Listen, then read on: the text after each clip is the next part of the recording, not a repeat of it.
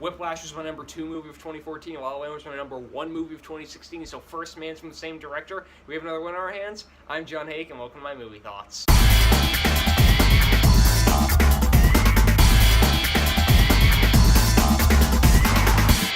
First Man. So this movie is directed by Damien Chazelle, who brought us Whiplash and La La Land, and it reunites him with Ryan Gosling, who starred in La La Land as well. And this movie is the harrowing journey to the moon for the first time. Neil Armstrong, seeing what was in his mind and seeing what he went through as he prepared for his mission to the moon. So it was like 2 hours and 20 minutes, and it chronicles the entire journey, beginning in, I think, 1960 or the early 60s, and then going all the way through 69, and seeing what happens on those fateful days when he walks on the moon for the first time. You've got Claire Foy in this movie playing Mrs. Armstrong, whose first name I'm forgetting, sorry about that. You've got Kyle Chandler in the movie as well, and a few other players pop up in there. Jason Clarke is in there too. A few other players that pop in as kind of the NASA team behind it. You see the research that goes into this, you see some of the failed missions that make this a super suspenseful journey, and you see the emotional core behind Neil, and you see how this journey is really taking a toll on him, and how he's kind of the stoic guy who has a lot of anxiety about what's going to happen and everything. And ultimately, as a movie, I mean, it's fine.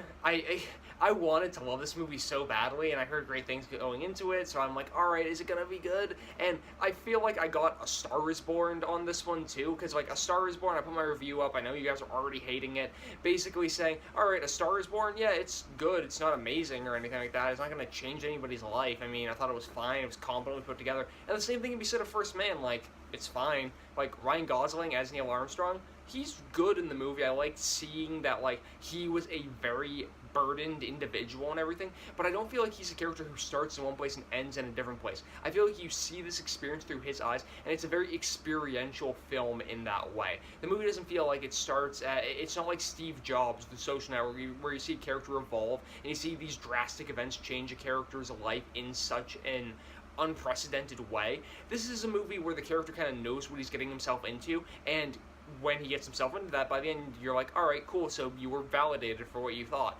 And that's neat and everything, and the actual sequences of anxiety where Neil Armstrong's going on these missions are shot really well and feel really suspenseful. But ultimately, I'm like, alright, this doesn't feel like the great biopics that I'm used to seeing. This feels like it's more like Dunkirk, which is a movie that I enjoyed, and I remember thinking I really enjoyed Dunkirk when I walked over for the first time, but when I look back on it, I was like, alright, Dunkirk was good, it was experiential, but it's not something everybody needs to see again. It was an interesting in-theater experience, but, you know, looking back, I'm not going to say, oh yeah, Dunkirk's one of the best movies of the year or anything like that. Same thing with First Man. Yeah, it was an interesting experience to see through this guy's eyes. Seeing the emotional toll it took on his wife was very important to see, and seeing all the logistics that went into this was very important to see. But it's not a movie I'm going to look back on at the end of the year and think, yeah, that was really riveting, because the space sequences were cool, seeing them through his perspective, but they ultimately weren't anything that I felt added gravity to the movie or added suspense to the movie, because they were shot suspensefully, but they didn't add any suspense regarding his character. Neil Armstrong feels like a guy in the movie who starts in one place and ends in the same place, so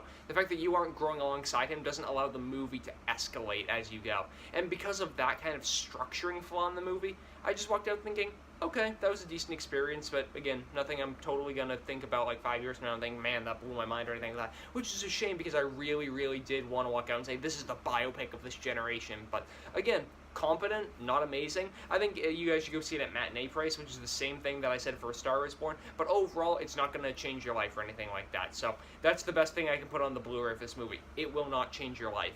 Temper your expectations, you might really enjoy it.